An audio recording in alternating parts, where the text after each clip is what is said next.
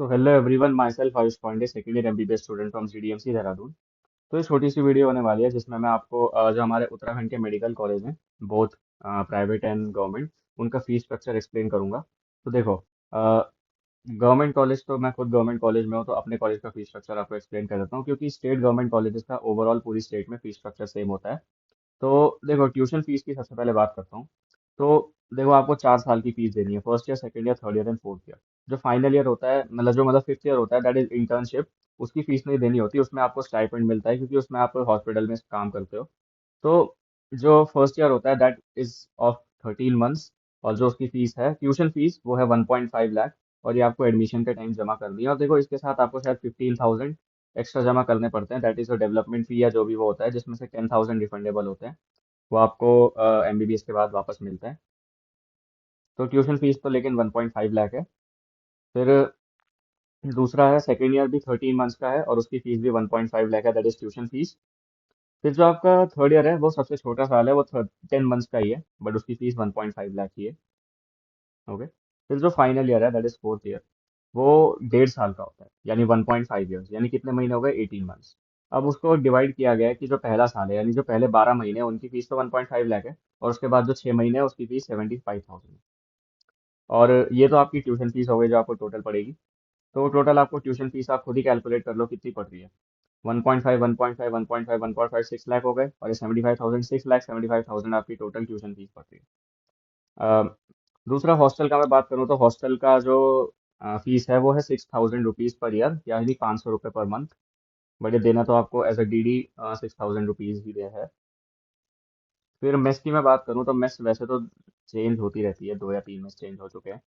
But वैसे जो mess है, उसकी फीस है 22,000 पर 6 मंथ्स, यानी हर 6 महीने के आपको 20 से 22 हज़ार रुपये पड़ते हैं। आप इसे चाहो तो 1 साल की दे दो, या चाहो तो 6 महीने की दे दो, बहुत लोग देते ही नहीं। ओके। तो ये आपकी टोटल जो फीस है हमारे उत्तराखंड के गवर्नमेंट मेडिकल कॉलेजेस की, ये उसकी लिस्ट है। अब प्राइवेट मेडिकल कॉलेज की मैं बात कर रहा था। तो इसके लिए मैंने हमारा जो सबसे फेमस उत्तराखंड का private medical college, that is SGRR, Shri Guru Ram Rai medical college, उसकी मैं बात कर रहा था। तो ये है उसकी फीस स्ट्रक्चर। तो पहले आप बस इस पे फोकस करो कि grand total for all India quota, जो ट्यूशन फीस पड़ेगी आपकी grand total for all India quota, that is 23,75,000, और फॉर स्टेट कोटा इज 18,55,000। हालांकि है तो दोनों ही ज़्यादा, लेकिन देख लो आप ऑल इंडिया कोटा और स्टेट कोटा में कितना डिफरेंस है। और बाकी यहाँ पे फिर पूरा दिया गया है उसकी फीस के बारे में, मेस फीस, हॉस्टल फीस इसमें इंक्लूडेड नहीं है, वो अलग है। फिर अब देखो, कुछ इम्पोर्टेंट बात है कि मतलब ये प्राइवेट मेडिकल कॉलेज किसे ज्वाइन करनी चाहिए।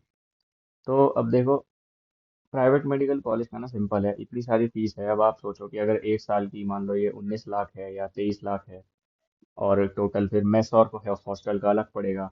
और प्राइवेट मेडिकल कॉलेज है, तो मेस का और हॉस्टल का भी बहुत, मतलब मेस और हॉस्टल का भी ऑलमोस्ट 2 लाख रुपए पर साल होगा, 2-2.5 लाख रुपए पर साल।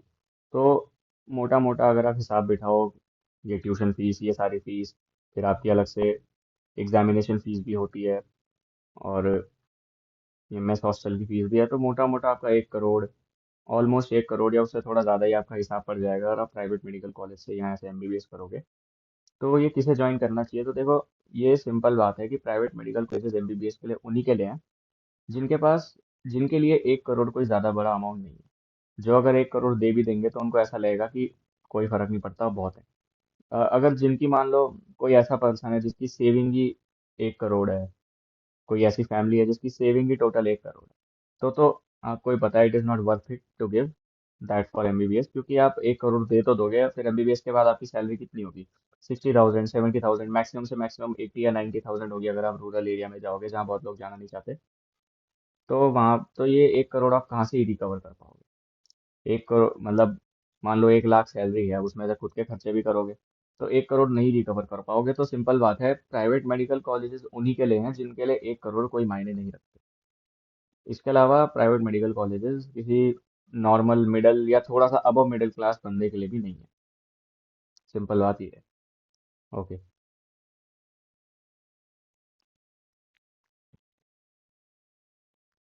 अब ये बाकी स्टेट्स वाले क्या है, बाकी स्टेट्स मैंने वेबसाइट एक सर्च करी थी इंटरनेट पे, तो मुझे मिली है जिसमें ये सारे स्टेट्स की लिस्ट दी गई है। आप इन पे क्लिक करोगे, जैसे मैंने हिमाचल प्रदेश के मेडिकल कॉलेजेस उस पर क्लिक करा हुआ है, तो उसके प्राइवेट और गवर्नमेंट